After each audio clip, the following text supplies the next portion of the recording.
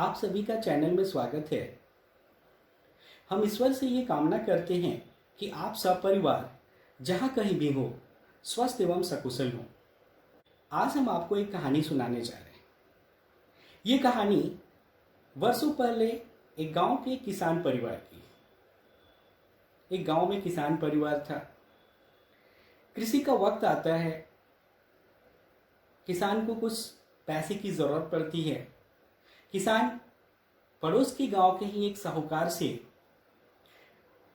उधार में पैसे लेता है और उस साहूकार को यह आश्वस्त करता है कि फसल कटाई के बाद वो उस पैसे को सूद समेत वापस कर देगा। साहूकार खुशी खुशी उस किसान को कर्ज की राशि दे देता है। किसान उस कर्ज की राशि लेके आता है, फसल की खरीद करता है, फसल में इस्तेमाल होने वाले बीजों की खरीद करता है, अपने खाद की खरीद करता है और इस तरह से वो खेती कर देता है। फसल कटाई होने ही वाला होता है, तब तक प्राकृतिक आपदा आन पड़ती है। काफ़ी तेज बारिश होती है जिससे कि किसान की फसल पूरी तरह बर्बाद हो जाती है। किसान काफ़ी उदास हो जाता है।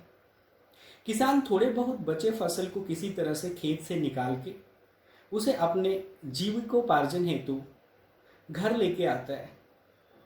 इस तरह से दिन बीतते जाते हैं, महीने बीतते जाते हैं, साल बीत जाते हैं। साहूकार को अपने कर्जे की राशि की याद आती है। साहूकार अपने कर्जे की वसूली के लिए किसान की गांव की तरफ चल पड़ता है। साहूकार किसान के घर तक पहुंचता है। किसान अपने घर के बाहर चारपाई पे बैठा मिलता है। किसान साहूकार को देख के शुरुआती में थोड़ा घबरा जाता है। वो हिम्मत करके खड़ा होता है और साहूकार को बाइज्जत न्योता देता है, अपने घर में उन्हें इज्जत से बिठाता है और अपने कर्जे वापस न देने की असमर्थता जताता है। साहूकार किसी भी रूप में कर्ज की अपनी राशि वापस से प्राप्त करना चाहता है। वो अब किसान की किसी भी दलील को नहीं सुनता है। उसे अपने कर्ज की राशि वापस चाहिए होती है। तब तक किसान की बेटी साहूकार के लिए चाय लेके आती है। साहूकार की नज़र उस किसान की बेटी पे पड़ती है। किसान की बेटी बहुत ही खूबसूरत और समझदार होती है। साहूकार मन ही मन अब उस किसान की बेटी को पाने का प्लानिंग बनाना शुरू कर देता है। साहूकार किसी भी हालत में अब उस किसान की बेटी को पाना चाहता है। साहूकार ने किसान को कर्ज वापस का दबाव देना शुरू कर देता है। किसान बार बार अपनी असमर्थता जाहिर करते जाता है। किसान की पुत्री, किसान की बेटी दूर खड़ी इन सारी चीजों को सुन रही होती। साहूकार किसान को बोलता है, ठीक है, मैं कर्जे की राशि छोड़ दूंगा, मैं पूरा कर्जा माफ कर दूंगा, लेकिन हमारी एक बात आपको माननी होगी। किसान बोलता है, क्या बात है? साहूकार बोलता है, आप अपनी बेटी की शादी हमारे साथ करा दीजिए, मैं आपको सारे कर्जे माफ कर दूंगा। किसान अंदर ही अंदर काफी क्रोधित होता है और इस बात को नकार देता है, क्योंकि साहूकार उम्र में भी काफी बड़ा था एवं अगली लुकिंग था। वो किसी भी रूप से किसान की लड़की के लिए सही नहीं था। साहूकार किसी हालत में भी अपने कर्ज की राशि वापस पाने की जिद कर रहा था।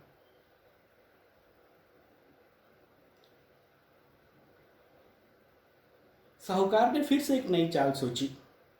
उसने किसान को एक दूसरा मौका दिया। बोला, मैं आपको एक और मौका देता हूं, सोच लीजिए, जिसमें आपकी कर्जे की राशि भी माफ हो सकती है एवं आपकी बेटी की शादी भी मेरे साथ नहीं करनी पड़ेगी। किसान बोलता है, बताइए फिर क्या बात है? उसने बोला, मेरे पास एक थैला है, मैं आपके घर के बाहर से ही 2 कंकड़ उठा के अपने इस थैले में रखता हूँ, काली और एक सफ़ेद। आपकी बेटी को आके उसमें से कंकड़ चुनना होगा। अगर आपकी बेटी काली कंकड़ चुनती है तो मैं आपका कर्जा माफ कर दूंगा, लेकिन उन्हें हमारे साथ शादी करना। अगर वो उजला कंकड़ चुनती हैं तो मैं कर्जा भी माफ कर दूंगा और उनके साथ शादी का ख्याल भी छोड़ के वापस चला जाऊंगा। किसान ये भी शर्त मानने के लिए तैयार नहीं होता है, क्योंकि वो डरता है कि किसी भी तरह से अगर उसकी बेटी की शादी इस साहूकार से हो जाती है तो फिर उसकी बेटी पूरी जिंदगी उस किसान को माफ नहीं कर पाएगी। एक पिता के रूप में किसान सब कुछ भली भांति समझ रहा था। बेटी दूर खड़ी अपने पिता के भाव को देख के ये समझ पा रही थी कि पिता उस कर्ज की राशि को चुकाने में कितना असमर्थ है। उसने अपने पिता की तरफ देख के पिता को इस शर्त को मानने के लिए हामी भरने के इशारा किया। किसान भारी मन से इस बात को स्वीकार करता है। लड़की दूर खड़ी उस साहूकार को गौर से देख रही थी। साहूकार ने तेजी से जमीन से 2 काले पत्थर उठाए और अपने थैले में डाल लिए।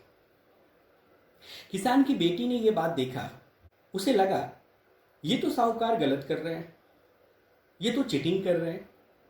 उसने सोचा कि उनकी पोल हम अपने परिवार के सामने खोल देते हैं। फिर वो डर गई।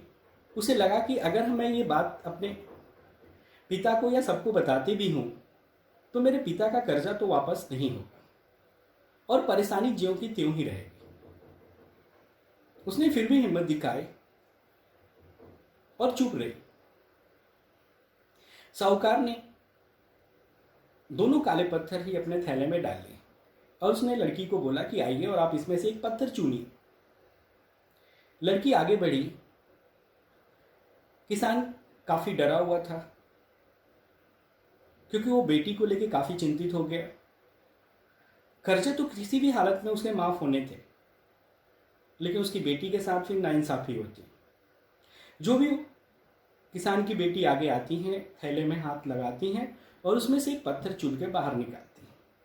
वो बाहर निकालने के साथ ही अपने हाथ से पत्थर छोड़ देती हैं। वो कंकड़ जमीन पे गिर के बाकी कंकड़ के साथ मिल जाता है। उसने साहूकार को बोला, ओह गलती हो गई, हमारे हाथ से कंकड़ छूट गया। साहूकार भी नाराज हो गया। लड़की ने बोला कि आप नाराज मत होइए, मैंने एक कंकड़ निकाली है जिसे बाहर मैंने गलती से गिरा दिया।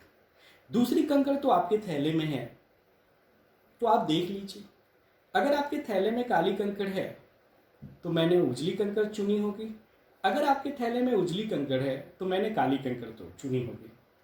साहूकार को तो पता था कि दोनों कंकड़ काले हैं। उसने बोला नहीं, फिर से खेलते हैं। तो लड़की ने बोला कि नहीं, आप देख लीजिए। लड़की ने थैले में हाथ लगाया और उसमें से काली कंकड़ को बाहर निकाला और इस तरह से किसान कर्ज से मुक्त हो जाता है और लड़की भी अपनी समझदारी से अपने आप को भी उस साहूकार के होने से बचा लेती। अब हम आपसे जानना चाहेंगे कि मोरल ऑफ द स्टोरी क्या है। मोरल ऑफ द स्टोरी आप जरूर मुझे कमेंट करिए, आप मुझे जरूर बताइए, क्योंकि ये कहानी आपके द्वारा रिक्वेस्ट और हमारे व्यूअर्स के द्वारा कही गई बातें कि उन्हें कुछ अलग चाहिए। हमारे साथ कनेक्ट हुए बहुत सारे ऐसे व्यूअर्स हैं जिनको कुछ मोटिवेशनल वीडियोस भी चाहिए, जिन्हें कुछ स्टोरी चाहिए। सो मैंने आपको एक कहानी सुनाई जिसे मैंने भी जब पढ़ा तो काफ़ी अच्छा लगा और आई होप आपको भी ये कहानी अच्छा लगेगा और एक आपके लाइफ में एक मोटिवेशन का ये काम करेगा। मैं हर सप्ताह आपके लिए एक नई कहानियाँ, एक मोटिवेशनल स्टोरी आपके लिए लेके आएंगे, जिससे आपको भी कुछ मोटिवेशन में मदद मिले, आपको जीवन में आगे बढ़ने में एक इंस्पिरेशन मिले और आप जीवन में सफल हो सकें। जाते जाते एक बात और कहना चाहेंगे कि जीवन में परिस्थिति कोई भी हो, सीखना नहीं रुकना चाहिए।